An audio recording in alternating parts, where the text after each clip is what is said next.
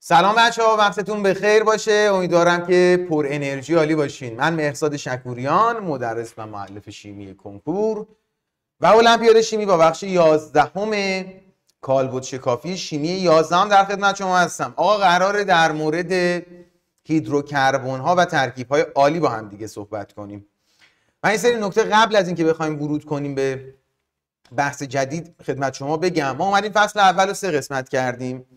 قسمت اول بحث شیمی معدنی، روندهای تناوبی و جدول تناوبی بود.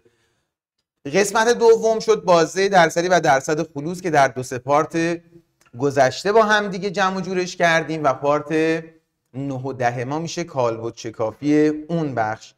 بخش سوم یا همون قسمت سوم فصل اول ما خیلی راحت‌تر و روتین‌تره بچه‌ها. اما اگر کتابی بهش نگاه کنید اینقدر نکات مهم داره که در تست ها مطرح میشه که ما قطعا نمیرسیم از رو کتاب بخوایم اینو توضیح بدیم. من سعیمو میکنم که صفر تا سر نکاتی که به ذهنم میرسه در حیطه کتاب درسی با شما کار کنم. اما بچه‌ها روش های تستی و نکات تستی این بخش برای اینکه کار شما رو چه در سوال های تشریح چه در سوال های تستی آسان تر بکنه خیلی زیاده تو این بخش. پس ما سعی میکنیم همین شیمی عالی و بحث هیدروکربن ها یا همون اصطلاحاً نفت خامی که تو کتاب درسیتون گفته رو بیایم چند بخشش کنیم. توی بخش 11 من میام در مورد اون نکات مقدماتی توضیح میدم. چرا کربن ترکیبات شناخته شدهش از سایر ترکیبهای شناخته شده از سایر عناصر بیشتره. دلیل تنوع ترکیبهای کربندار رو با هم بحث میکنیم. یه کوچولو میگم ترکیبای عالی معدنی چی هن؟ و بعد میریم سراغ رسم ساختار لوئیس و انواع نمایش هیدروکربن ها. فقط هیدروکربن، اصلا به بقیه گروه های عاملی کاری نداریم. به سایر حالا هیدروکربن ها که چه عرض کنم هیدرات های کربن کاری نداریم که تو فصل بعدی میخونید بچه‌ها. در ادامه یعنی تو پارت 12 میایم در مورد آلکان ها خواصشون و اگر برسم در مورد نامگذاری آلکان های شاخه‌دار با هم دیگه صحبت میکنیم. در بخش بعدی یعنی بخش 13 کالبد شکافیمون در مورد آلکن ها، آلکین ها و واکنش هاشون با هم دیگه صحبت میکنیم و در بخش 14 هم مباحث حفظی انتهایی کتاب درسی یعنی ترکیب های حلقوی، آروماتیک و سایر ترکیب ها رو با هم دیگه جمع‌بندی میکنیم. آقا دیدی الان داریم که میدونیم تا انتهای فصل قرار چه اتفاقی واسه ما بیفته. خب مهندس همه چی اوکیه؟ عیب و ایرادی نمیبینی؟ اینکه از مهندس پرسیدم عیب و ایرادی نمیبینی. ما تقریبا 1 ساعت و 20 دقیقه ویدیو گرفتیم ولی صدا جلو عقب بود و تصمیم بر این شد که دوباره این ویدیو رو تکرار کنیم. یعنی من دوباره دونه دونه اینا رو پاک کردم، نکاتی که نوشته بودم دوباره دارم از نو توضیح میدم. قابل استفاده بود ولی شاید یکم اذیتتون میکرد. بریم سراغ ادامه بحثمون در فصل اول. میگه نفت هدیه شگفت انگیز. در مورد نفت خام میخواد صحبت کنه. اول بریم بخونیم بعد نکاتش رو بگیم. میگه در اواخر سده 18 میلادی 1800 خورده شیمیدانها با ماده‌ای روبرو شدند که رفتار آن به مواد شناخته شده تا آن زمان شبیه نبود. بچا قبل از این بیشتر مواد معدنی رو دیده بودن دیگه. الان با یه سری ساختارهای عالی روبرو شدن و الان باید در مورد اونها اطلاعات جمع کنن. میگه ماده‌ای که بعدها نفت خام نامیده شد. خب خیلی طبیعیه. باید اول بشناسنش بعد نامگذاریش کنن. این ماده یکی از سوخت‌های فسیلی است. مگه سوخت فسیلی دیگه هم داریم بچه‌ها؟ بله، زغال سنگ. زغال سنگ یه نمونه سوخت فسیلی. این سوخت فسیلی ما به شکل مایع غلیظ سیاه رنگ یا قهوه‌ای متمایل به سبز از دل زمین استخراج میشه. بچه نگاه کنید.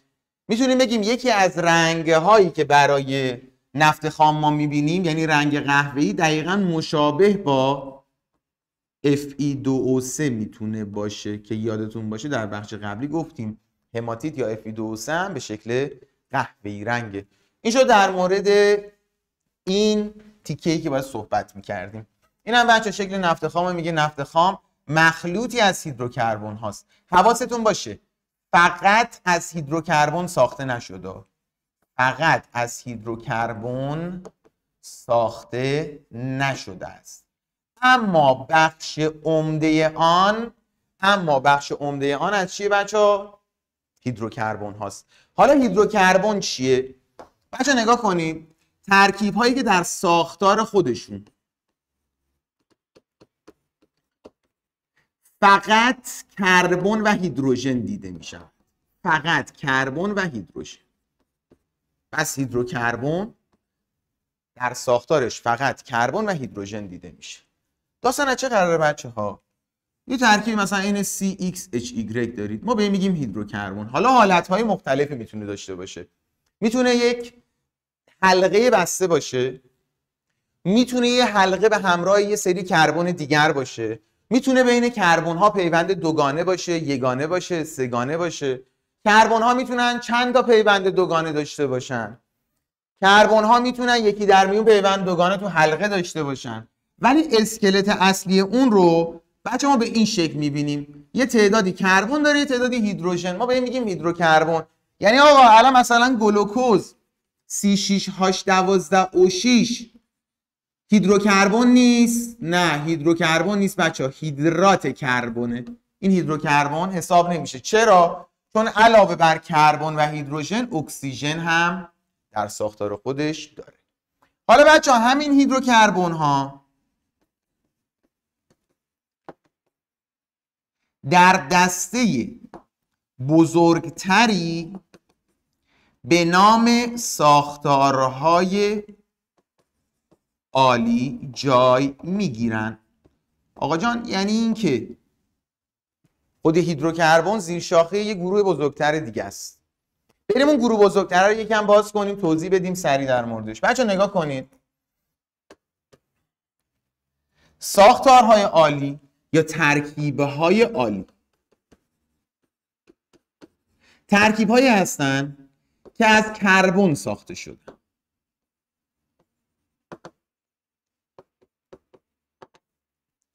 نکتهشو داشته باش، اغلب ترکیبهای کربندار میشه ترکیب عالی. ترکیبهای کربنداری که میبینی اکثرشون میشن ترکیبهای عالی. بقیه چی بچه مقابل ترکیبهای عالی چی قرار میگیره؟ ترکیبهای معدنی. هر چی که ترکیب عالی نباشه ترکیب معدنیه. خب میریم جلوتر در مورد این توضیح میدم. یه لحظه نگه دار. پس چی شد؟ اگر دیدین یه ترکیبی از کربن ساخته شده به احتمال 99.9% اون ترکیب شما یک ترکیب عالیه. حالا خود ترکیب‌های عالی دسته‌بندی‌های متفاوتی دارن.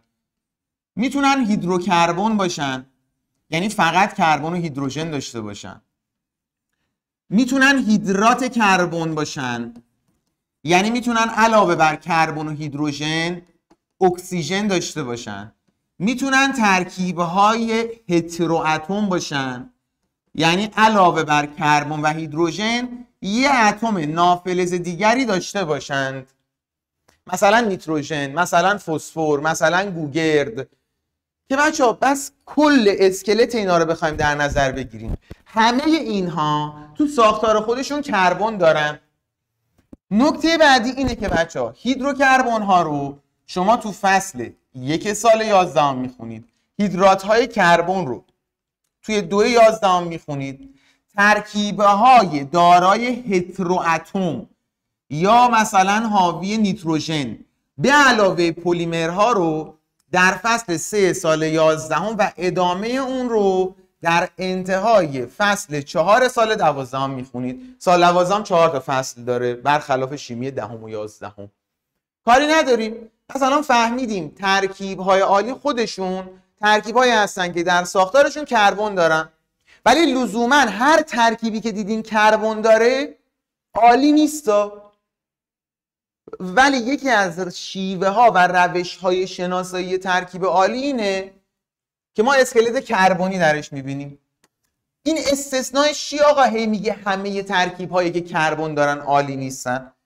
بچه‌ها اگر توجه کنید، اگر در یک ترکیب یونی کربن دیده شود ساختار عالی نیست. یه قاعده کلی دارم بهت میگم لزوما همه جا صدق نمیکنه و همه جا هم به تو کار نداره، یعنی همین قاعده رو بلد باشی تا انتهای دبیرستان و کنکورت کارت راه میفته. مثالش چیه بچه ها؟ مثلا شما ترکیبی دارید به نام سدیم هیدروژن کربنات یا مثلا پتاسیم کربنات. خب بچه تو این ساختارها شما کربن میبینید، درسته؟ اتفاقا هیدروژن هم میبینی اینجا. اما این ساختارها ساختارهای عالی نیستن. چرا؟ چون یه فلز به همراه چند تا گروه نافلزی اومده، چند تا اتم نافلزی اومده، کاتیون کنار آنیون اومده. بچه‌ها یکی از ویژگی‌های مهم ترکیب‌های عالی و ساختارهای عالی اینه که کربن در اون پیوند اشتراکی داره. اینجوری بگم بهتره. کلاً پیوندها در ساختارهای عالی از نوع اشتراکی یا کووالانسی هستند. اما شما در این ساختار یک ترکیب یونی میبینید که کاتیون با آنیون داره برای ما ساختار یونی میسازه. پس بچه کربنات ها با اینکه کربن در ساختارشون دارن اما عالی نیستن. بچه گرافیت و الماس هر دو از جنس کربنن، با اینکه از جنس کربنن اما ساختار عالی نیستن. حفظی ها دیگه. بچه کاربیدها شاید خیلیاتون با این آشنا نباشین. ما یه یون چند اتمی داریم بچه ها، یون چند اتمی داریم از کربن. یون تک اتمی نه، کربن یون تک اتمی اصلا نمیسازه. حواست باشه کربن یون تک اتمی ازش ما پیدا نکردیم، اما یون چند اتمی ازش داریم، C2 دوباره منفی. اگر ترکیبی با کاربید هم ساخته بشه این ترکیب هم باز هم ترکیب چیه بچه ها؟ غیر عالی یا معدنیه. در ادامه بچه ها به CO2 میرسیم و CO، کربن دی اکسید و کربن مونوکسید که اینها بچه ها با این که در ساختار خودشون کربن دارن اما ساختارهای عالی نیستن. پس اینایی که من اینجا مشخص کردم، اینایی که اینجا برات آوردم، این ترکیبایی که اینجا گفتم،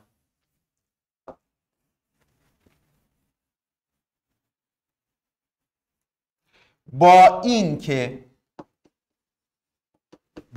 که کربن دارند جزء ترکیبات عالی نیستند. قدیم ها هم به ترکیباتی که در موجودات بدن موجودات زنده ساخته میشد کلا میگفتن ترکیبای عالی. حالا کاری نداریم، پس این یه تعریف جامع از اینکه آقا اصلا هیدروکربن چیه، ترکیب عالی چیه، از کجا اومده.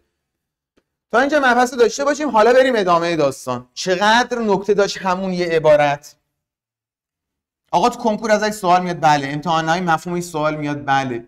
شیمیدان ها در آن زمان، یعنی در اواخر سده 18 نمیدانستن این مخلوط سیاه‌رنگ چه موادی داره، چه خواصی داره و هنگام آزمایش و بررسی چه اتفاقی میفته. بهش میگفتن حالا توضیح قبلا کتاب درسی داده بود، شبیه یک جنگل ترسناکه که ما مثلا نمیدونیم چه اتفاقی قراره بر ما بیفته. دیری نپایید دیگه. الان داستانه که برخی شیمیدان ها، نه بس همشون، این برخی آوردی که مثلا خیلی خفنی باشه، برخی شیمیدان ها با بررسی نفت خام موفق به شناسایی برخی مواد شدن. یعنی همچنان دانشمندان دارن تلاش میکنن تا همه مواد نفت خام رو بتونن شناسایی کنن، ولی هنوز کلش رو شناسایی نکردن. این برخی قید مهمیه. برخی مواد سازنده آن ساختار و رفتار آنها رو شناسایی کنن. این ویژگی ها و رفتارها چنان جذاب و غیر منتظره بود که سبب افزایش چشمگیر پژوهش‌ها در مورد نفت خام در سراسر جهان شد. حالا این پژوهش‌ها بچه خیلی تابلویی، یه چیزی جدید پیدا کردن، دارن روش تحقیق میکنن. تحقیقشون دو تا اتفاق مهم واسه ما رقم میزنه. چه اتفاقایی میفته؟ یک، یافتن کاربردهای جدید و مناسب برای مواد موجود در نفت خام خبرهای خوشی را نوید میدهد. حل مشکل حمل و نقل از شهری به شهر دیگر یا از کشوری به کشور دیگر. این شد مورد اول ما. و ساخت داروهای تازه برای درمان بیماری‌های گوناگون هم شد کاربرد دوم یا خبر خوش دومی که اینها دادن. بدین ترتیب آن مایع سیاه نه تنها ترسناک و ناشناخته نماند، بلکه به کیمیایی شگفت‌انگیز تبدیل شد، کیمیایی که از دل زمین بیرون کشیده می شود و به دلیل رفتارهایش نظر همه جهانیان را به خود جلب کرد. امروزه این هدیه ارزشمند زمینی رو میگیم طلای سیاه. آن طلای سیاه داریم. این بغل نویسای کتاب بچه خیلی بامزه است توی این بخش. حالا بهش میرسیم و میخونیم. بهتره شما مطالعه کنید، نه اینکه حفظش کنید. اطلاعات عمومی خوبی میده. میگه امروزه نفت خام در دنیای کنونی دو نقش اصلی ایفا میکنه. نقش نخست منبع تأمین انرژی. حالا این منبع تأمین انرژی تو این شکل پایین خیلی نکاتش مهم میشه که میگم کنکور سراسری خیلی کم بهش نگاه کرده، امتحان نهایی هنوز بهش نگاه نکرده، ولی نکات جالبی داره که میتونه جزء مباحثی باشه که در آینده طراح کنکور و طراح امتحان نهایی بهش با یه دید بهتری نگاه کنه و توجه بیشتری داشته باشه. بگه آقا من از این میخوام یه سوال خفن بیرون بیارم، میتونه این کارو بکنه؟ پس دو نقش اساسی داره، منبع تامین انرژی و نقش دوم ماده اولیه برای تهیه بسیاری از مواد و کالاهایی که در صنایع گوناگون استفاده میشه. آقا جان کل این اتاق به طور تقریبی میتونم به غیر از خودمون که از هیدروکربن ساخته، خودمون هم از هیدروکربن ساخته شدیم، حالا کاری نداریم، به غیر از ماهایی که تو این اتاق هستیم، هر چیزی که دور و برت میبینی یک ردی از نفت درش پیدا میشه. بچه این قلم از پلاستیک ساخته شده، پلاستیک از پلیمر ساخته میشه، پلیمر از نفت خام، از موادی که از نفت خام استخراج میشه ساخته میشه. به طور کلی هر آن چیزی که دور و بر خودتون میبینید یه ردی از نفت خام داره. حالا در ادامه شما دارید از طریق طبیعتا لپتاپ، گوشی، تبلت یه چیزی این فیلمو نگاه میکنید و اون داره با انرژی الکتریسیته کار میکنه. اگه برق نباشه این شارژش تموم میشه، شما به فنا میرید دیگه، نمیتونید ادامه این ویدیو رو ببینید. حالا مثلا پیام بازرگانی بدم، کامنت بذارید پایین توی آپارات یا یوتیوب میبینید یه کامنت بذارید. اگر هم تو سایت میبینید که کامنت نمیتونید بذارید، کامنت نذارید. این مرام داری برو تو آپارات یا یوتیوب اونجا کامنت بذار. کاری ندارم، اگه برقمون بره اون خاموش میشه. حالا این برقی چجوری تولید میشه؟ بچه با گاز و با نفت و زغال سنگ تولید میشه. آقا مگه میشه برقا چجوری تولید میشه؟ بچه خیلی از این نیروگاه هایی که هستن نیروگاه این شکلی هستن، زغال و نفت و گاز رو میسوزونن، آب بخار میشه، اون قدرت بخار آب یه توربین رو میچرخونه، یه مغناطیس وسط این حالا توربینه هست، برق تولید میکنه، برق هم به ما میرسه دیگه. یا مثلا تامین انرژی، آقا ماشینا چجوری حرکت میکنن؟ بنزین بهش میزنیم. بنزین از کجا به دست میاد؟ دقیقاً از همین نفت خام. پس دو تا کاربرد اساسی داره، یا ساخت مواد و وسایل یا تامین انرژی. حالا بریم با هم ببینیم سهم اینا چند درصده، چه جوریاست. ولی قبلش میگه هر بشکه نفت خام هم ارز با 159 لیتره. چرا 159 لیتر رو خودتون برید پیدا کنید؟ چرا 160 لیتر؟ چرا 100 لیتر؟ هر بشکه نفت خام هم ارز با 159 لیتره بچه‌ها. بریم حالا سراغ کاربردهاش. بچه ما اگر بگیم نفت خام میزان مصرفش، ما اینو 100% در نظر بگیریم، حدود نیمی از این مستقیما به عنوان سوخت برای وسایل نقلیه میره پی کارش استفاده میشه. حدود نیمی از نفتی که از چاهای نفت بیرون کشیده میشود به عنوان سوخت در وسایل نقلیه استفاده میشه. پس هول و هوش 50%. که بچه این میشه همون تأمین انرژی دیگه، حواستون هست دیگه. بعد این بخش اعظمی رو ول کن فعلا، کمتر از 10%. از نفت خام مصرفی برای تولید الیاف، پارچه، شوینده، مواد آرایشی بهداشتی، رنگ، پلاستیک، مواد منفجره و لاستیک به کار میره. یعنی برای ساخت ماده اولیه یا ساخت لوازم و کالاهایی که ما استفاده میکنیم. ماده اولیه برای تهیه بسیاری از مواد و کالاهایی است که در صنایع گوناگون استفاده میشه. کمتر از 10%. این هم که شد 50%. یه 40% دیگه باقی مونده. دیگه ما از فرانسه که اومدیم به دیگه میگیم دیگه. یه 50% دیگه باقی میمونه. 40% دیگه باقی میمونه که اون 40% بچه‌ها، اون 40% بازم حدود باید بگیم، چون این کتاب درسی خیلی دقیق در موردش بحث نکرده. حدود 40% برای تأمین گرما و انرژی الکتریکی مورد نیاز ما به کار میره. خب بچه‌ها این که ما میگیم گرما و انرژی الکتریکی یعنی تأمین انرژی دیگه. اینم انرژی دیگه. به انرژی الکتریکی هم بگید انرژی. اینم که شد تأمین انرژی. بس هول و هوش 90% یا حتی میتونیم بگیم بیش از 90%. چرا؟ چون این کمتر از 10%. میتونیم بگیم بیش از 90% مصارف ما مربوط به چیه بچه‌ها؟ تأمین انرژی. اون 10% دیگر مربوط به ساخت مواد و وسایل و نمیدونم ساختارهای دیگه است. اینجا بچه‌ها اومده مواد شوینده، داروها، دینامیت به عنوان ماده منفجره و وازلین به عنوان ماده آرایشی بهداشتی رو بحث کرده که در مورد فرمول اینها صحبت نمیکنه، فقط در مورد فرمول وازلین صحبت میکنه. C25H52. این فرمولش در کتاب درسی اومده و کلی سوالم ازش مطرح میشه. حالا یه داستان جالبم وجود داره، میگه این کسی که وازلین رو کشف کرده بود اعتقاد داشت که این ماده شفابخش و زندگی آدما رو زیر و رو میکنه، میخورد اینو، وازلین رو میخورد. حالا من نمیدونم یه افسانه شهری داستان واقعیته، ولی هستن این کسی که مخترع هستن یه ذره شاید بگذاریم. روزانه بیش از 80 میلیون بشکه نفت خام در دنیا به شکل‌های گوناگون مصرف میشه. آقا شاید 80 میلیون مصرف بشه ولی بیش از 80 میلیون تولید میشه.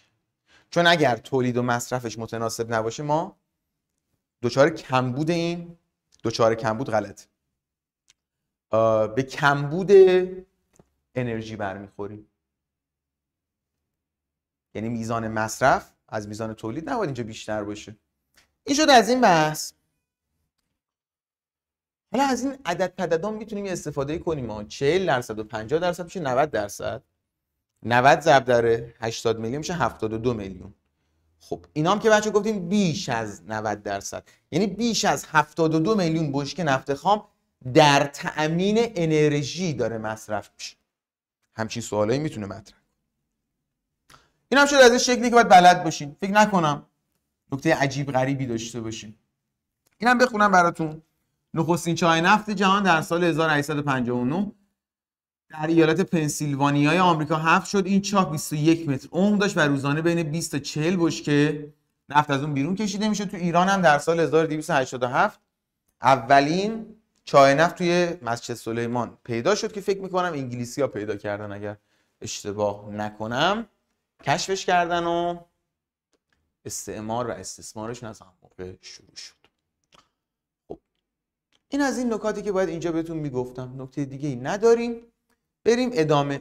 میگه آقا پژوهش‌ها و یافته‌های تجربی نشان میدهد که نفت خام مخلوطی از هزاران ترکیب شیمیایی است. یعنی بچه‌ها فقط هیدروکربن نداریم. اوکی؟ که بخش عمده آن بخش عمده آن را هیدروکربن های گوناگون تشکیل میده. فقط هم گفته هیدروکربن ها، نگفته کتاب درسیت هیدرات کربن. چرا میگم نگفته هیدرات کربن؟ چون بچه‌ها فکر میکنن آقا خب هیدروکربن داره بقیه ساختارهای عالی هم توی این بس وجود داره. نه، ما این هیدروکربن ها رو استخراج میکنیم و بعد میایم یه سری تغییر میدیم و سایر مولکول ها رو میسازیم. البته بچه‌ها اینجایی که توی مثال بالا داشتی میگه کمتر از 10% نفت خام مصرفی برای تولید اینا استفاده میشه، بهتر بود که میگفت در صنایع پتروشیمی هم استفاده میشه. یکی از کاربردهای مهم نفت خام اینه که ما آقا نفت خام رو بفروشیم، مثلا آلمانیا بیان روی این کار بکنن، از مثلا هر یه بشکه نفت خام 20 برابر ارزش افزوده بردارن، بیان مواد شیمیایی مورد نیاز واسه سایر جهان رو بسازن. یعنی زمانی تو میتونی از نفت خامت درست استفاده کنی که بتونی اون رو به یه ماده ارزشمند تبدیل کنی که ارزشش از این نفت خامه بیشتر باشه و تو بتونی از یک بشکه نفت خام خیلی بهره برداری بیشتری کنی. شبیه اینه که آقا تو یه مرغداری داری، برمی‌داری اون مرغداریه رو همینجوری مرغ رو میفروشی. یه موقع اون مرغ رو برمی‌داری میاری توی یه رستورانی، اونو یکم بزک دوزک میکنی، یه چیزی کنارش میذاری میدی به مشتری، چندین برابر سود میکنی، چندین برابر ارزش پیدا میکنه. دقیقا همین کار رو کشورهای اروپایی آمریکایی دارن انجام میدن، اخیرا عربستان هم داره انجام میده. پتروشیمی و بحث های پتروشیمی برای اینه که تو بتونی نفت خامت رو تبدیل کنی به یه سری مواد خیلی ارزشمند، موادی که تو صنایع های تک، صنایع با تکنولوژی بالا استفاده بشن بچه‌ها. که حالا ما این کار رو خیلی انجام نمیدیم به خاطر قدیمی بودن خیلی از تکنولوژی های پتروشیمی مونه و برای کل دنیا نفت نداره که ما این کار رو انجام بدیم. چه کاریه؟ نفت رو از ما میخرن، هر 159 لیترشو $60 $70 میخرن، خودشون ازش $10,000 سود میکنن. مریض مگه طرف بیاد تکنولوژیشو بده به تو بگه تو حالا استفاده بکن؟ این ربطی به نام تحریم باشی و نباشی هم نداره. دقت کنید به این موضوع، یکم بحث سیاسی هم میشه. تحریم و اینا ربطی نداره. به چی ربط داره؟ به این ربط داره که آقا اون پایان نامه هایی که این بچه‌ها زحمت کشیدن، روش کار کردن، توی دوره ارشد، توی دوره دکترا، توی کتابخونه ها، توی انبار کتابخونه ها خاک نخوره، از اونجا بیاد بیرون، روش کار بشه، پروژه تعریف بشه، پول بذاری وسط، پژوهشگر 10 سال از عمرشو بذاره اما میلیاردر بشه کنارش، چندین میلیارد بتونی به هر پژوهشگری بدی. اون وقتی که میتونی ادعا کنی که آقا من اومدم یه ارزش افزوده ایجاد کردم و خودم به اون رسیدم. کاری نداریم، بریم ادامه بحثمون. میگه ترکیبایی که شامل هیدروژن و کربونه. پس هیدروکربن اومد بحث کرد، میگه ترکیبایی که شامل هیدروژن و کربن هستن. ممکنه یکم براتون اشتباه بشه، فقط شامل، نگفته فقط شامل هیدروژن و کربن. یعنی آقا وقتی میگه شامل هیدروژن و کربونه اتم های دیگری میتونه داشته باشه؟ نه. اینجا کتاب توی نوشتار سوتی داده، جلوتر اصلاح میکنه. ولی بچه‌ها اگر همچین عبارتی اومد توی آزمونتون شما صحیح میگیرید. هیدروکربن ها ترکیب هایی هستن که شامل هیدروژن و کربن هستن. اما اگر برگشت گفت هیدروکربن ها ترکیب هایی هستن شامل هیدروژن و کربن و 3 نقطه، یعنی علاوه بر اینها اتم دیگری دارند، قطعا غلط میشه. از آنجا که عنصر اصلی سازنده نفت خام کربن است، برای پی بردن به ویژگی‌ها و خواص مواد سازنده نفت خام اول باید بریم رفتار و ویژگی‌های کربن رو بررسی کنیم. بریم بچه‌ها، وقت تلف نکنید، خیلی نکته مونده. چی میگه اینجا بچه‌ها؟ عنصر کربن در خانه شماره 6 جدول دوره‌ایه. ما میدونیم میشه گروه 14 دوره دوم. همگروهاش هم این شکلی بود دیگه، کربن، سیلیسیوم، ژرمانیوم، غل، سر و یه چیز دیگه که تو دوره هفتم بود، به ما ربطی نداره. این صدا فلز بود، این شبه فلز بود، اینم نافلز بود.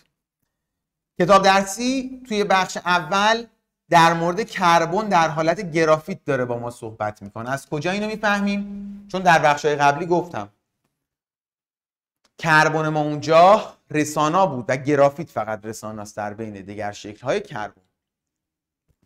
و اتم آن در لایه ظرفیت خود، یعنی لایه آخر، ما میدونیم برای عناصر گروه‌های اصلی لایه آخر همون لایه ظرفیت.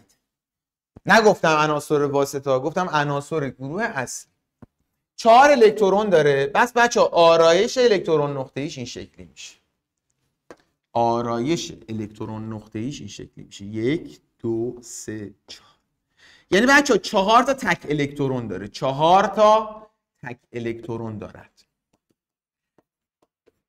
و بچه در ساختارهای عالی میتونه 4 تا تک الکترون خودش رو تبدیل کنه به جفت.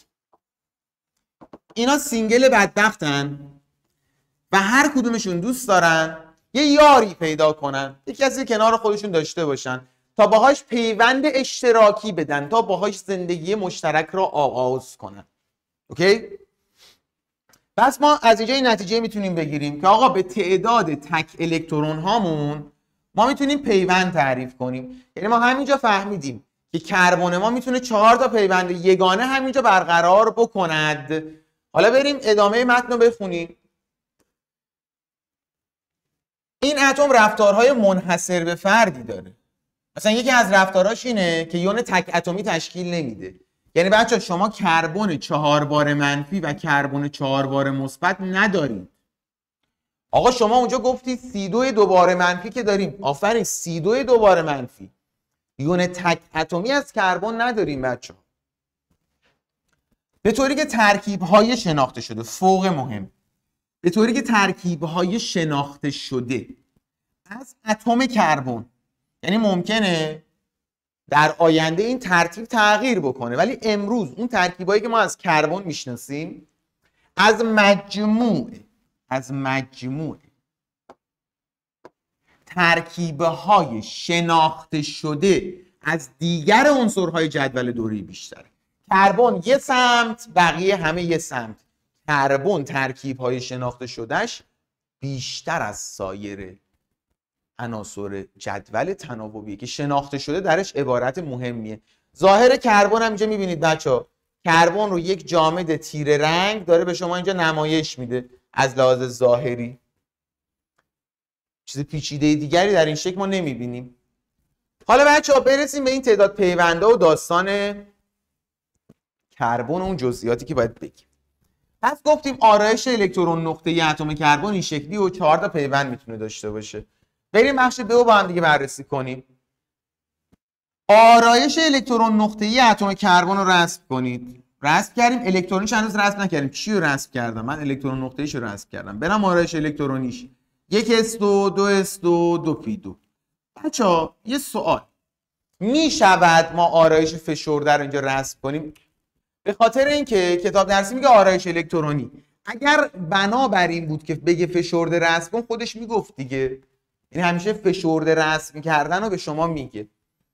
اگر فشرده میخواستیم رسم کنیم میگفتیم هلیوم 2s2 2p2 که بچه تو لایه ظرفیتش زیر لایه‌های s و p در حال s پر شده است و p در حال پر شدن و مجموعاً 4 الکترون دارد. p میگه اتم کربن برای رسیدن به آرایش 8 تایی چند پیوند اشتراکی یگانه؟ 4 تا. چجوری حساب کردم بچه‌ها؟ 4 تا تک الکترون داره، میتونه 4 تا پیوند. دوگانه چطور بچه‌ها؟ میتونه 2 تا دوگانه برقرار کنه. چون دوگانه ما میگیم، یه نکته رو باید توضیح بدم اینجا. نگاه کنید بچه‌ها، وقتی ما میگیم پیوند یگانه یعنی مثلا ایشون با ایشون یه پیوند میده، به میگن یگانه. 2 تا الکترون درش درگیر. وقتی میگیم دوگانه، مثلا این کربن با کربن کناریش میخواد پیوند دوگانه بده، 4 تا الکترون درگیره. یعنی نگاه کن، انگار وقتی میگی پیوند دوگانه یعنی یه دوقلو، یه سری دوقلو دارن با یه سری دوقلوی دیگه ازدواج میکنن، از سینگلی بیرون میان. حالا وقتی میگی پیوند سه‌گانه یعنی چی؟ یعنی 3 قلوها با هم ازدواج کنن. این مدلیه. چقدر ما انسان‌های واقعا اینا ازدواج میکنن با هم اینجوری. چه پیوند سه‌گانه؟ به این میگن سه‌گانه، به این میگن دوگانه، به این هم میگن یگانه. آقا فقط کربن با کربن رو میگن یگانه؟ نه. فقط کربن با کربن دوتایی رو میگن دوگانه. پس میتونه پیوند یگانه، دوگانه یا سه‌گانه داشته باشه. حالا چون 4 تا تک الکترون داره میتونه 4 تا یگانه داشته باشه یا 2 تا دوگانه. 2 تا کلا 4 تا الکترون داره تو لایه ظرفیتش، پس میشه 2 تا دوگانه. بعد بچه‌ها در ادامه بحثمون میگه یا سه‌گانه هم میتونه تشکیل بده. سه‌گانه یعنی آقا 3 تا از این الکترونا درگیر باشه، پس بیشتر از یه دونه پیوند سه‌گانه ما نمیتونیم داشته باشیم. حواستون باشه وقتی میگم یه دونه پیوند سه‌گانه، یه تک الکترون باقی میمونه، یعنی علاوه بر یه دونه پیوند سه‌گانه یه دونه هم میتونه یگانه تشکیل بده. حواست جمع باشه. یعنی همچین ساختاری شما میبینید، مثلا سه‌گانه رو با کربن میبینی، یه یگانه هم با هیدروژن داره. کربن یه ویژگی جالب داره اینجا در ترکیب‌های عالی که الان جلوتر بهش میرسم. بس تعداد پیونداشو فهمیدین که میتونه 4 تا یگانه بده، میتونه 2 تا دوگانه بده، میتونه یه دونه هم سه‌گانه بده. همین به خاطر ساختارشه. اما بچه‌ها نکات مهمش، حواستون رو خیلی جمع کنید. نکته‌ای که می‌نویسم فوق‌العاده مهم.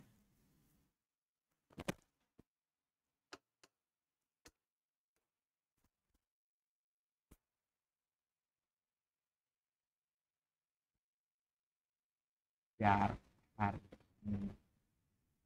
ترکیب‌های عالی کربن‌ها حتماً 4 پیوند داره. حتما. وقتی شما ترکیب عالی میبینی حتما باید 4 تا پیوند داشته باشه که بچه‌ها برای ما فرق نمیکنه. به سه‌گانه میگیم 3 تا پیوند کووالانسی ها، به دوگانه میگیم 2 تا پیوند کووالانسی، به یگانه میگیم یه دونه پیوند کووالانسی. ولی در هر صورت اگر همچین ساختاری به ما دادن، گفتن آقا این ساختار عالیه، شما هیدروژن رو ما تو این ساختار نمایش ندادیم، شما بیا هیدروژن های ما رو رسم کن. تو میگی کاری نداره که شکوریان گفت کربن باید 4 تا پیوند داشته باشه. الان این کربن ما چند تا پیوند داره؟ 2 تا. چند تا پیوند باید دیگر داشته باشد تا 4 پیوند دو رو برای خودش ببینه؟ 2 تا. اون 2 تا رو هیدروژن میذاره. آقا این یکی کربن چطور؟ این یکی کربن هم 2 تا پیوند داره، پس 2 تا هیدروژن میخواد تا به 4 تا برسه. یعنی در ساختار عالی تاکید کردم شما کربنی نمیبینی که 3 تا پیوند داشته باشه. ممکنه پیوند سه‌گانه داشته باشه اما 3 تا پیوند نداره. مثلا شما همچین ساختاری رو میبینی میگی شکوریان اشتباه کردی. نگاه کن کربن 3 تا پیوند داره تو کربن مونوکسید. منم میگم کربن مونوکسید بچه‌ها ترکیب عالی نیست. من چی گفتم؟ گفتم در ترکیب‌های عالی کربن حتما باید 4 تا پیوند داشته باشه، یا 4 تا یگانه، یا یه دونه دوگانه و 2 تا یگانه. حساب کن دیگه، 2 تا یگانه میشه 2 پیوند، یه دونه دوگانه هم میشه 2 پیوند، جمعشون میشه 4 تا. یا بچه‌ها 2 تا دوگانه داشته باشه، دوگانه و دوگانه میشه 4 تا پیوند. یا یه دونه سه‌گانه یه دونه یگانه داشته باشه، بازم میشه 4 تا پیوند. پس کربن در ترکیب‌های عالی همیشه 4 تا پیوند داره. اگر دیدی 4 تا پیوند نداشت بدون ترکیب عالی نیست. این هم از نکته‌ای که باید اینجا میگفتم. بریم ادامه بحث در مورد شیوه های نمایش ترکیب‌های کربندار به خصوص هیدروکربن‌ها با هم صحبت بکنیم. دیدید که اتم کربن میتواند الکترون‌هایش را با اتم‌های دیگر، من اضافه میکنم، و اتم‌های خودش. درست میگه کتاب درسی ها، میگه با اتم‌های دیگر میتونه به اشتراک بذاره، ولی با اتم‌های خودش هم میتونه دیگه. رد نمیشه حرف من. به اشتراک بگذارد و با رسیدن به آرایش 8 تایی پایدار شود. دقت کردی همون نکته‌ای که من گفتم دقیقاً همین نکته که اینجا آوردیم و کتاب درسی هم تاکید کرده. میگیم در ترکیب‌های عالی کربن حتما باید 4 تا پیوند داشته باشه، یعنی به عبارتی به 8 تایی برسه دیگه. خب اینم میگه به 8 تایی برسه و پایدار شود، یعنی بعد از اینکه پیوند اشتراکی تشکیل میده خود اتم کربن پایدار میشه. ممکنه بیان بگن نسبتاً پایدار شده، غلطه. ممکنه بگن ناپایدار شده، غلطه. حالا اینجا داره میاد تو این شکل 14 پیوندهای اشتراکی رو نمایش میده که من بهش میرسم. برم ادامه رو بخونم که بحث از دستمون در نره. میگه این رفتار که آقا پیوند اشتراکی میده مشابه رفتار دیگر نافلز هاست. اینم بدونید کربن میتونه با سایر نافلز ها حتی شبه فلز ها، اوکی این سایر نافلز ها که میگیم گاز نجیب جزش نیست و سایر نافلز ها چیکار کنه بچه ها؟ بیاد و برای ما یک ترکیب با پیوند اشتراکی بسازه. حالا میگه این رفتار کربن مشابه دیگر نافلز ها است. برای مثال اتم نیتروژن 3 پیوند اشتراکی تشکیل میدهد تا به آرایش هشته‌ای برسد، اما تعداد ترکیب‌های شناخته شده از نیتروژن محدوده. اینک میپرسید چه چیزی سبب شده است تا اتم‌های کربن بتوانند میلیون‌ها ترکیب تشکیل بدن؟ شاید تناقضم برات پیش بیاد. بذار این تناقضم برطرف کنیم. اینجا میگه میلیون‌ها ترکیب تشکیل داده، اون بالا میگه نفت خام مخلوطی از هزاران ترکیب شیمیایی. بعد میاد میگه عمده‌اش هیدروکربن تشکیل داده. بعد میگه کربن میلیون‌ها ترکیب تشکیل داده. خب آقا چرا اینجا نگفتم نفت خام مخلوطی از میلیون‌ها ترکیب شیمیاییه؟ ما داریم انواع ترکیب‌های شیمیایی که در نفت خام هستن رو اینجا بررسی می‌کنیم، اما تو این بخش پایین‌تر داریم کل ترکیب‌های اتم کربن رو بررسی می‌کنیم که بچه‌ها میشود ساختار عالی داشته باشیم که تو نفت خام نباشه. یه بار دیگه ما میتونیم یه ساختار عالی داشته باشیم که تو نفت خام نباشه. عین چی بچه‌ها؟ عین اتیلن گلیکول، ضد یخ. ضد یخ رو ما استفاده گسترده میکنیم، خیلی هم ماده مهمیه واسه ما، ضد یخ و ضد جوش، اما توی نفت خام نیست، باید از نفت خام بسازیم. پس اینو اشتباه نگیرید، اونجا میگه از هزاران ترکیب شیمیایی متنوع، اما اینجا میگه اتم کربن میتونه میلیون ها ترکیب تشکیل بده. دلیلش اینه، اولین دلیل تنوع ترکیب های کربن دار. اتم کربن افزون بر تشکیل پیوند اشتراکی یگانه توانایی تشکیل پیوند اشتراکی دوگانه و سه‌گانه با خود و برخی اتم های دیگر رو داره. پس این اولین دلیلش شد، دلیل تنوع ترکیب های کربن دار. حالا بریم سراغ نحوه نمایش. پس اولین دلیل رو فهمیدیم، بریم سراغ نحوه نمایش و برگردیم. آن هیدروکربن ها به طور کلی ساختارهای عالی رو به چند شیوه میشه نمایش داد. یک شیوه نمایش بچه ها مدل گلوله و میله است، اسمش میذارم 2. یه مدل فضا پر کنه، یه مدل هم ساختار لوئیسه. پس ما 3 مدل رسم برای یا شیوه نمایش برای هیدروکربن ها داریم. بریم سراغ ویژگیشون بچه ها. مدل گلوله و میله نگاه کنید چندگانگی پیوند رو نشون میده. یعنی اگر مثلا این وسط دوگانه باشه، سه‌گانه باشه پیوندمون، نمایش داده میشه، تو میفهمی که پیوند دوگانه یا سه‌گانه است. از طرف دیگه در گلوله و میله، گلوله های ما اتم هامون هستن.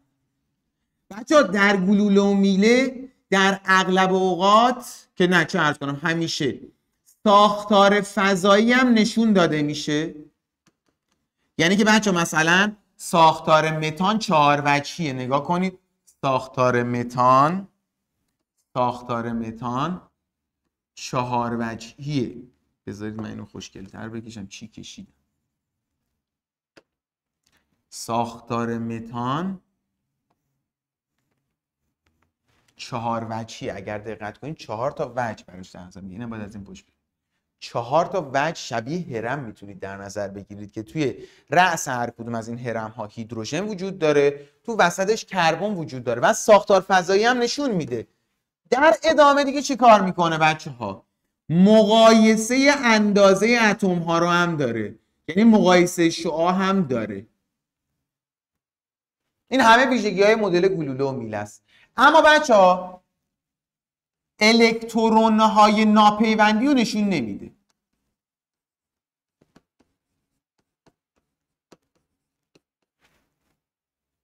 الکترون های ناپیوندی رو نشون نمیده. بریم سراغ مدل فضا پرکن. مدل فضا پرکن بچه‌ها اصلا چندگانگی و پیوند رو برای ما نمایش نمیده. از طرف دیگه بازم گلوله ها و اون حالا اون شکلی که میبینید اتم ها هستن. این مثال بالایی. در ادامه ساختار فضایی رو نشون میده بچه ها. مقایسه اندازه هم داره که بچه اینا بیشتر نمایشی هن. یعنی خیلی تو شیمی از اینا استفاده نمی کنیم. در حد اینی که من به شما این رو نمایش بدم و شما بفهمید ساختارها به چه شکلی هن. بس مدل های مختلف رو اومدیم بررسی کردیم. مدلی که ما باش کار داریم مدل ساختار لوئیسه که در اون ساختار فضایی معمولا نشان داده نمی شود. ساختار هندسی مثلا هرمی، خطی، مثلثی. به علاوه این که بچه ها الکترون های ناپیوندی نمایش داده میشه، الکترون های پیوندی نمایش داده میشه، چندگانگی پیوند هم نمایش داده میشه. حالا شما ساختار لوئیس رو توی پارت های قبلی کالبد شکافی و کلاس سالیانتون برای سال قبل میتونید دنبال کنید. اما چیزی که من اینجا الان میخوام بهتون آموزش بدم بچه‌ها رسم لوئیس هیدروکربن هاست. خب من مجبورم بیام اینجا یه مروری روی آلکان، آلکن و آلکین داشته باشم. نگاه کنید بچه ها ما یه ساختار فرضی CXHY رسم در نظر میگیریم که بچه X تعداد اتم کربن، Y هم تعداد اتم هیدروژن دیگه. شرط اول اینه که تعداد هیدروژن های ما 2 برابر تعداد کربنمون 2 تا بیشتر باشه. مثلا تعداد کربنمون باشه 4، تعداد هیدروژنمون مثلا باشه 10. نگاه کنید هیدروژن از 2 برابر کربن 2 تا بیشتره. ما اسم این خانواده رو میگیم آلکان. حالا اسم اینو فعلا کاری نداریم. ببینیم چی رو باید رسمش کنیم. خیلی ساده بچه‌ها. 4 تا کربن دارید. 4 تا کربن رو به محضی که فهمیدید آلکان دارید میاید با پیوند یگانه کربن ها رو به هم متصل میکنید. اوکی؟ حله تا اینجا؟ وقتی متصل کردین یه سوال میپرسین کربن من چند تا پیوند باید داشته باشه؟ کربن شما باید 4 تا پیوند داشته باشه. این کربن الان چند تا پیوند داره؟ بگید ببینم. یه دونه. چند تا باید داشته باشه؟ 4 تا. چند تا جا خالی دارین؟ 3 تا. خب اون 3 تا هیدروژنن دیگه بچه‌ها. پنگول بازی در نمیارین. الان اینجا این کربن چند تا پیوند داره؟ یکی با این ور یکی با این ور. پس 2 تاش خالیه.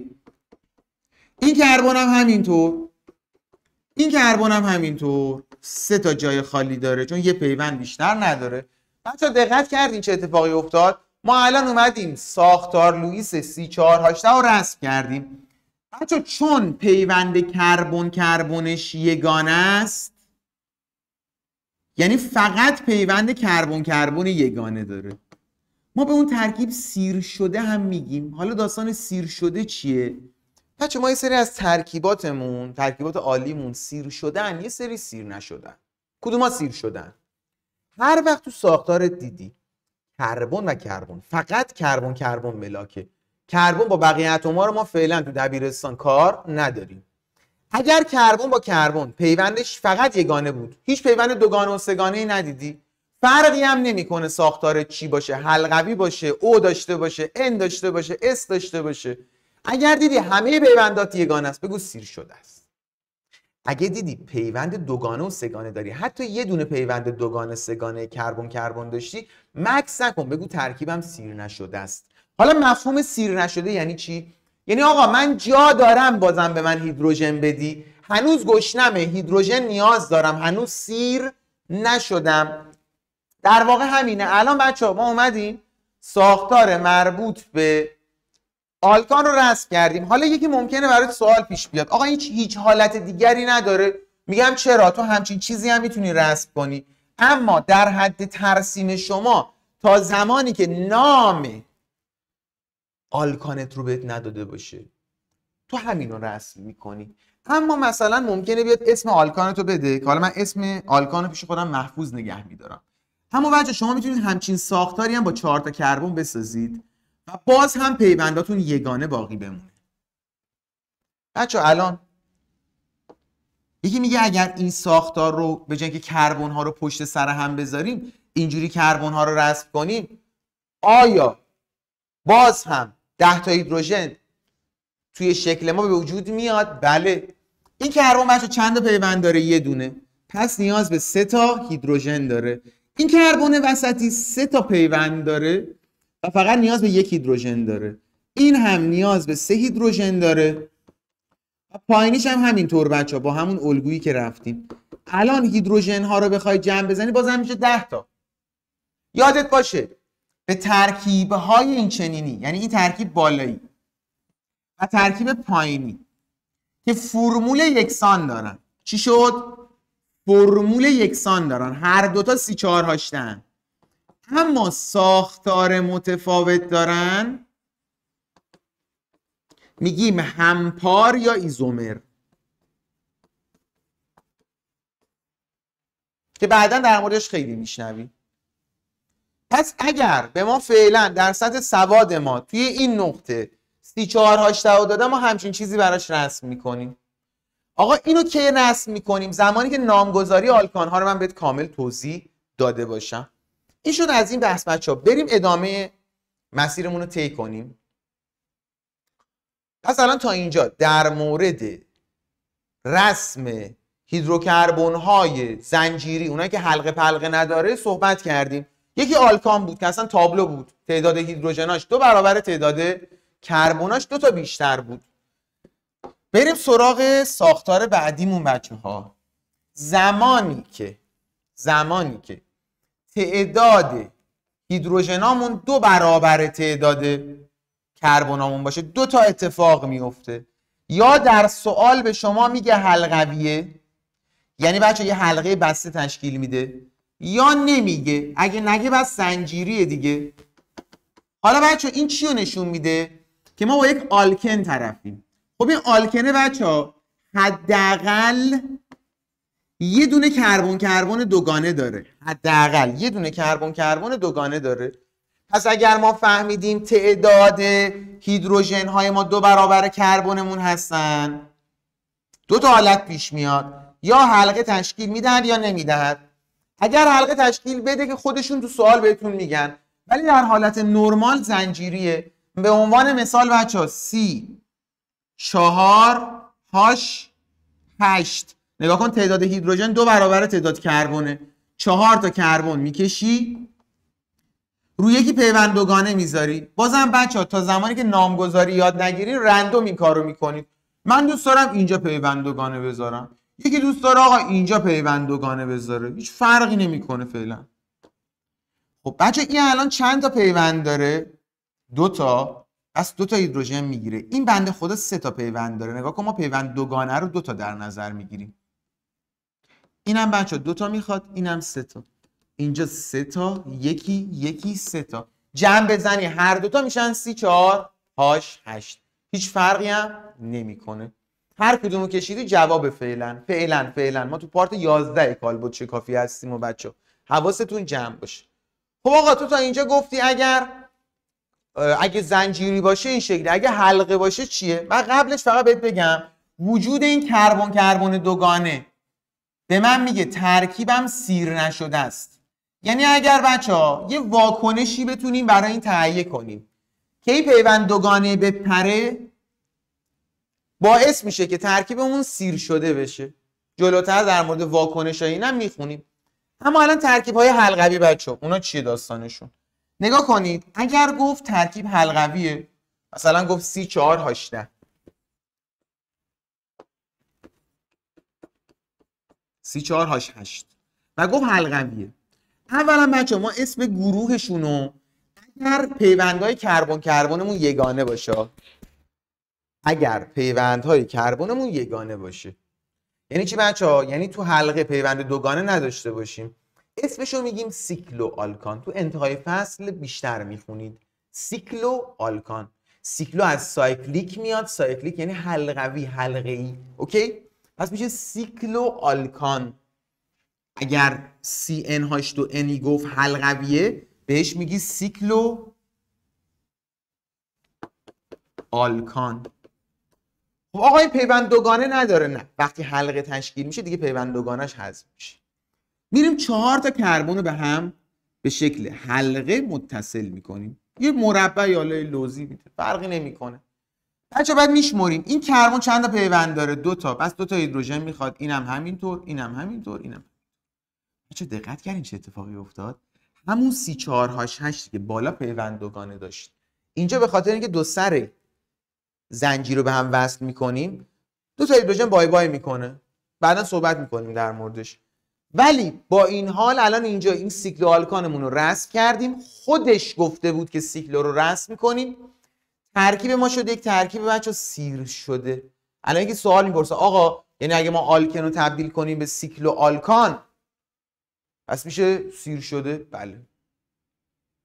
به خاطر اینکه الان تو این پیوند دوگانه نمیبینی. یه نکته باحال دیگه هم فهمیدیم. چه نکته‌ای؟ بچا نگاه کنید. اینجا رو نگاه کنید. الان ما اینجای کار فرمول C4H8 مون با این C4H8 بالایی یکیه. یعنی بچه ما 2 تا ساختار داریم. این 2 تا رو فرض کن که فرمول مشابه دارن اما ساختار متفاوت دارن که به اینا چی میگیم بچه ها؟ ایزومر یا همپار. پس بچه ها همینجا برای آینده نکته داشته باشین. سیکلو آلکان ها با آلکن هایی که یه دونه پیوند دوگانه دارن نسبتشون ایزومری میتونه باشه به شرط اینکه کربنشون برابر باشه. یعنی چی بچه ها؟ مثلا C3H6 و مثلا C3H6 که حلقویه با هم ایزومرن. بعضی وقت این نکاتی میشه ساخت مخ دانش آموز سود بکشه. جلوتر جواب این سوالت رو از من میگیری. یه سوال بنویسم که یادمونم نره. اینجا همه آلکن ها با همه سیکلو آلکان ها در صورتی که تعداد کربن مشابه داشته باشند ایزومرند. صحیح؟ غلط. بریم سراغ آخرین موردی که اینجا میخوام براتون توضیح بدم بچه. یعنی بچه چی؟ زمانی که ایگرگ ما یعنی هیدروژن ما از 2 برابر کربن ما 2 تا کمتر باشه به اون گروه بچه ها میگیم آلکین و پیوند بین کربنش از نوع سگانه است. فرمولش چی میشه بچه؟ مثلا یه فرمولش رو بنویسیم C3H. گفتم هیدروژنش 2 برابر کربن 2 تا کمتر، یعنی 3 ضرب در 2 6، 2 تا کمتر میشه 4. یعنی بچه 3 تا کربن بذارید. فهمیدین که آلکینه یعنی پیوندش سگانه است. حالا هیدروژن ها رو میذاری اینجا یه هیدروژن بچه این ظرفیتش تکمیله. پس اصلا هیدروژن نداره. اینجا هم 3 تا هیدروژن باید قرار بدیم. اینم شده از رسم ساختار لوئیس ترکیب های هیدروکربنی ما. بریم ادامه بدیم بحثمونو. ادامه دلیل تنوع رو با هم بگیم و جمع و جورش کنیم بچه ها. دیگه اصل کار تقریبا تموم شده. الان نگاه کنید اینجا اتن رو دارید، داره در مورد اتم کربن توضیح میده که آقا چرا تنوع داره. بعد فهمیدیم که چون کربن میتونه با سایر اتم‌ها و خودش پیوند یگانه، دوگانه، سگانه بده تنوع داره. اینجا بچه ها نمایش گلوله و میله رو به شما داده واسه اتن و میبینی چند گانگی پیوند مشخصه. اتن چون پیوند دوگانه داره سیر نشده است جزء خانواده آلکن هاست. این بچه ها باز هم سگانگی پیوند مشخصه و مدل گلوله و میله است. میبینید این هم باز هم سیر نشده است، جزء خانواده آلکین هاست. این دوتایی که اینجا آورده بچه ها، اینها ترکیب های عالی هستن، اما این دوتایی که پایین مطرح میکنه ترکیب های معدنی یا غیر عالی هستند. معدنی یا غیر عالی هستند. ساختار لوئیس و نمایش برخی از مولکولا میبینید کربن دی اکسید، هیدروژن سیانید، اینا ترکیب هایی هستن که با اینکه کربن دارن اما عالی نیستن، ولی اینا رو میتونیم جزء مواد کربن دار در نظر بگیریم. ما بنده خدا کربن داره اما ترکیب عالی نیست، گیر الکی بهش ندیم و اینها رو با مدل فضا پرکن نمایش داده. و این نکته دیگر، تنها ترکیب قطبی در بین این 4 ترکیب فقط همین هیدروژن سیانیده. میگه کربن همچنین دومین دلیلشو داره، میگه دومین دلیل این که ترکیب‌های شناخته شده از اتم کربن از ترکیب‌های شناخته شده از سایر عناصر جدول تناوبی از مجموعشون بیشتره اینه. کربن همچنین توانایی تشکیل زنجیر و حلقه‌های کربنی رو داره. به دیگر سخن اتم‌های کربن میتوانند با پیوند اشتراکی به یکدیگر متصل شوند و زنجیرها یا حلقه‌هایی در اندازه‌های گوناگون بسازن. می‌بینی حلقه ساخته، می‌بینی زنجیر ساخته. بچه کلاً اگر ترکیبی حلقه نداشته باشه، اگر ترکیبی حلقه نداشته باشد زنجیری است. در ادامه بچه ها اینجا رو نگاه کنید. تعداد کربنمون 6 تاه، تعداد هیدروژنمون 12 تاه، پیوند دوگانه هم نداریم. این نشون میده ترکیب ما یک ترکیب سیر شده است. 1 2 3 4 5 6 7 8 9 10 تا کربن داریم. بنده خدا پایینم نوشته بود که بچه این آلکانه، چون پیوند دوگانه نمیبینیم، فرمولش میشه هیدروژن 2 برابر 2 تا بیشتر کربن، به این میگن دکان. اینم از این. بچه یه نکته ای، اولین عضو این خانواده چند کربن است؟ چقدر جیغه رخیش. اولین عضو خانواده ترکیب های حلقوی 3 کربن است. آقا چرا؟ آقا جان با 2 تا کربن که نمیتونی حلقه بسازی، حداقل باید 3 تا کربن باشه تا بتونی مثلث باش بسازی. به مثلث هم میگن حلقه، اینجا به مثلث هم میگن حلقه، چیز پیچیده ای نداریم. پس اینم شد دومین دلیلش.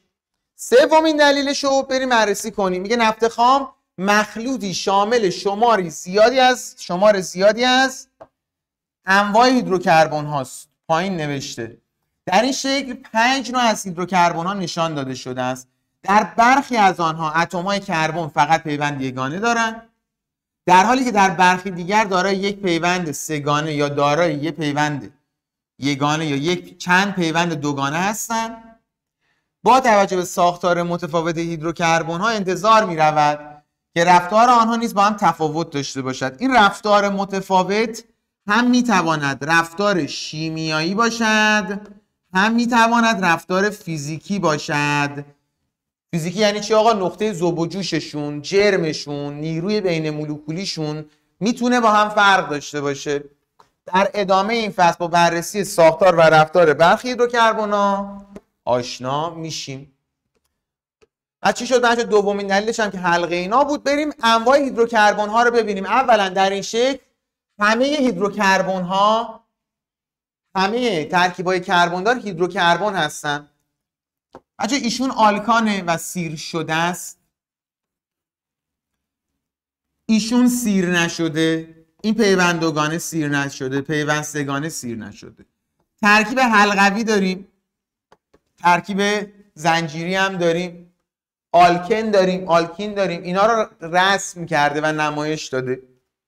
بعد که رفتیم جلو برمیگردیم اینا رو نامگذاری هم میکنیم. چون تو آزمون‌های آزمایشی نامگذاری اینا مطرح میشه. البته اتم کربن میتواند با عنصرهای هیدروژن، اکسیژن و نیتروژن به شیوه‌های گوناگون متصل شده و مولکول شمار زیادی از مواد مانند کربوهیدرات، چربی‌ها، آمینو اسید، آنزیم‌ها، پروتئین‌ها رو بسازه. این ویژگی‌هایی که گفت، یعنی سومین دلیلش که گفت، سبب شده تا از این عنصر ترکیب‌های گوناگون بسیار زیادی پدید بیاد. بچه اینایی که گفته همه مولکول زیستی انا، بایومولکولن. اوکی؟ حالا دقت کن، آیا این بایومولکول هایی که گفته هیدروکربنن؟ حواست باشه اینا هیدروکربن نیستن ها. چرا؟ چون اینا در ساختارشون علاوه بر هیدروژن و کربن اکسیژن، نیتروژن و گوگرد و اینا دارن. یعنی اگر گفت اینا هیدروکربن های سازنده مربوط به نفت خام هستن، چرت و پرت میگه، اصلا اینا هیدروکربن نیستن. افزون بر این، چهارمین دلیلی که بررسی باید بکنیم، اتم های کربن میتوانن با یکدیگر، یعنی کربن با خودش بیاد حالت های بلوری متفاوت تشکیل بده. یعنی یه بار مثلا کربن بیاد با 4 تا کربن پیوند بزنه، یه بار کربن بیاد با 3 تا کربن پیوند بزنه و دیگر شکل‌های متفاوتی مانند گرافیت و الماس رو بسازه. که بچه در مورد گرافیت و الماس بعدا با هم صحبت میکنیم، ولی بدونید گرافیت لایه لایه است، الماس سه بعدیه. توی گرافیت ما کربنمون هر کربن با 3 تا کربن دیگه پیوند داره. تو الماس هر کربن با 4 کربن دیگه پیوند داره. الماس درخشان، سخت و همچنین رسانای قوی گرما و نارسانای الکتریسیته است. شکننده است، اگر بتونی بشکنی میشکنیش، یعنی شکسته میشه، ولی سخته همزمان. این ورم گرافیت بچه ها نرمه، لایه لایه است. پس اینم در مورد این بخش که حالا در سال آینده هم بررسی میکنه. رسیدیم بچه ها به آلکان ها که انشاءالله در بخش بعد، یعنی در بخش 12 خدمت شما خواهیم بود.